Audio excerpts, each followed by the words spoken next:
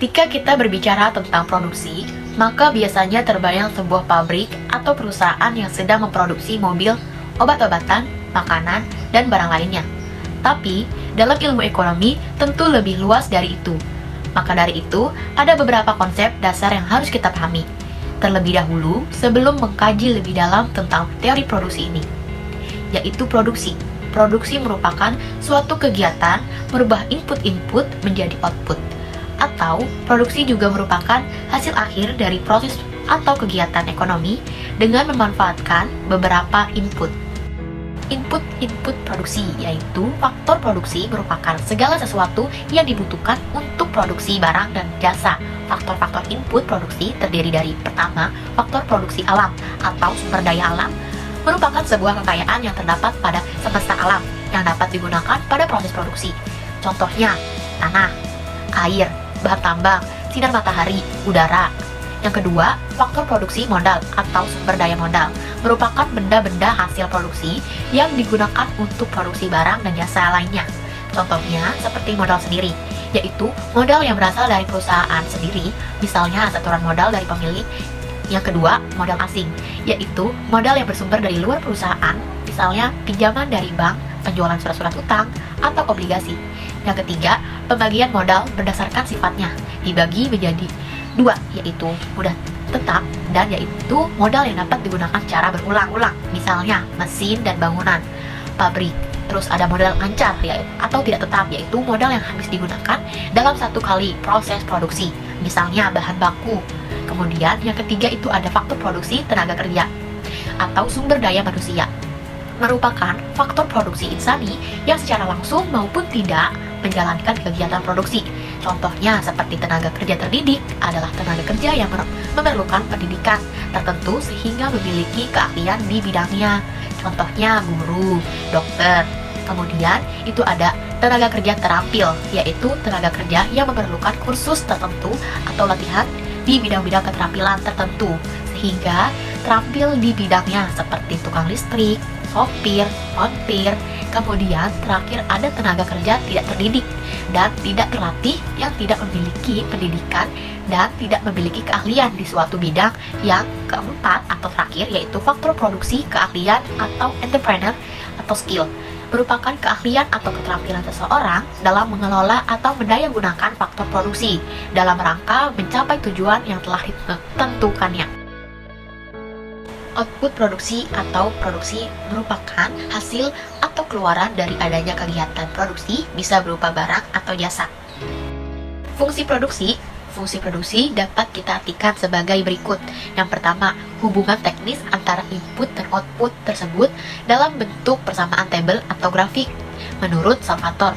Yang kedua, menunjukkan output terbesar yang dihasilkan suatu perusahaan untuk kombinasi input tertentu menurut Spindick dan Rubinveld.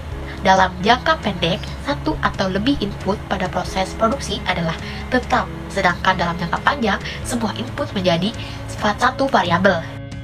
Fungsi produksi satu input variabel dengan mengasumsikan salah satu input menjadi konstan dalam jangka pendek, maka dapat dijelaskan hubungan input-output secara lebih luas. Jika output, modal atau K dianggap tetap dalam jangka pendek, maka fungsi produksinya menjadi Q sama dengan fungsi L dari fungsi produksi dengan satu input tersebut. Maka dapat diturunkan menjadi pertama, average cycle product of labor atau APL, yaitu total produk atau TP dibagi dengan jumlah input tenaga kerja yang digunakan secara matematis, yaitu APL sama dengan Q dibagi L. Yang selanjutnya akan kita bahas adalah tentang fungsi produksi satu output dua input. Dalam jangka panjang, semua input dianggap menjadi variabel. Jika dua input atau lebih dalam suatu proses produksi dianggap menjadi variabel semua, maka pendekatan yang digunakan adalah pendekatan isoquant dan isokos yang akan kita bahas lebih dalam. Yang selanjutnya yang akan kita bahas adalah tentang isoquant. Jika dilihat dari namanya yaitu quant atau kuantitas, maka isoquant ini merupakan kurva yang menunjukkan kombinasi dua input atau lebih dalam suatu proses produksi yang akan menghasilkan output tertentu dengan jumlah atau kuantitas yang sama. Jika dilihat, isoquant ini sama dengan kurva indifferent curve. Jika indifferent curve dilihat dari segi konsumen, maka isokuan ini dilihat dari segi produsen. Isokuan juga memiliki ciri-ciri yang sama dengan indifferent curve. Fungsi produksinya, jika Q sama dengan F dikali kapital atau labor, maka slope isokuannya menjadi min dk per dl sama dengan marginal physical product of labor per marginal physical product of capital, atau kita tulis saja pendeknya dengan MPL per MPK. Sebenarnya, analisis slope isokuan ini sangat penting. Untuk yang selanjutnya, kita akan membahas tentang isokos. Isokos ini dari namanya sendiri yaitu cost atau biaya, berarti isokos ini memiliki tingkat biaya yang sama. Isokos adalah kurva yang menunjukkan berbagai kombinasi dua input atau lebih, dua input yang berbeda yang dapat dibeli oleh produsen dengan tingkat biaya yang sama. Secara matematis, isokos ini dapat dituliskan dengan TC atau total cost sama dengan harga kapital atau disingkat dengan PK dikali kapital atau K ditambah harga labor atau PL dikali dengan labor atau L. Slope isokos dapat diturunkan dari persamaan yang tadi menjadi TC per PK dikali dengan PL per TC sama dengan PL per PK. Dalam kurva isokos menjelaskan bahwa semakin dekat dengan titik origin, maka semakin kecil pengeluaran yang dikeluarkan oleh produsen. Dan sebaliknya, jika semakin jauh dengan titik origin, maka pengeluaran produsen itu menjadi semakin besar. Bahasan selanjutnya yang akan kita bahas adalah tentang keseimbangan produsen. Keseimbangan produsen ini terjadi ketika persinggungan antara isokos dan isokuan. Persinggungan tersebut menggambarkan pilihan produsen yang disebut juga dengan LCC atau Less Cost Combination. Pada titik singgung ini, isokos sama dengan isokuan yang dapat dituliskan dengan MPL per MPK sama dengan PL per PK. Dari persamaan tersebut dapat kita sederhanakan lagi, karena harga labor atau PL adalah tingkat upah dan harga kapital atau PK adalah balas jasa atau atas modal berupa tingkat bunga atau R, maka kita dapat menuliskannya dengan MRTS sama dengan W per R atau upah per bunga. Bahasan yang selanjutnya adalah optimalisasi produksi.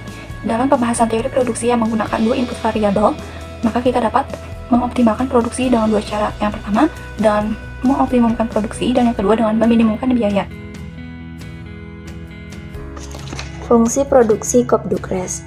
Hukum hasil lebih yang mungkin berkurang menyatakan produk marginal setiap input akan menurun sebanyak penambahan jumlah input yang bersangkutan, dengan asumsi semua input yang lainnya konstan.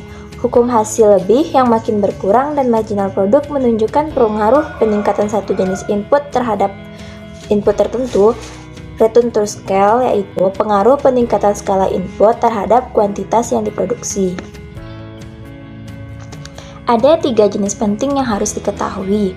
1. Constant return to scale. Kasus jika perubahan semua input menyebabkan peningkatan output dengan jumlah yang sama. Contoh kasus pada industri kerajinan tangan. 2. Decreasing return to scale. Menunjukkan kasus jika peningkatan semua input dengan jumlah yang sama menyebabkan peningkatan total output kurang proporsional, misalnya pengembangan kebun jeruk, anggur, atau kehutanan. 3. Increasing. Kasus jika peningkatan semua input menyebabkan peningkatan output yang lebih besar. Contohnya, teknisi perencanaan suatu pabrik kimia berskala kecil. Kasus pada proses fabrikasi menikmati hasil atau skala yang meningkat. Produksi tidak hanya memerlukan tenaga kerja dan tanah, namun juga memerlukan faktor waktu. Untuk memperhitungkan waktu dalam produksi dan biaya, dibedakan atas 3 jenis waktu. Yang pertama, waktu singkat atau yang biasa disebut dengan momentary run. Yang kedua, waktu jangka pendek yaitu short run. Dan yang ketiga, jangka panjang yaitu long run. Digunakan dalam estimasi empiris. Q sama dengan A kali K kali A kali L kali B.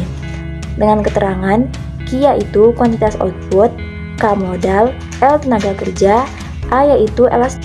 Fungsi produksi Cobb-Ducres dapat dengan mudah digunakan menggunakan lebih dari 2 input, misalnya modal, tenaga kerja, dan SDA, atau modal tenaga kerja produksi dan modal tenaga kerja non-produksi.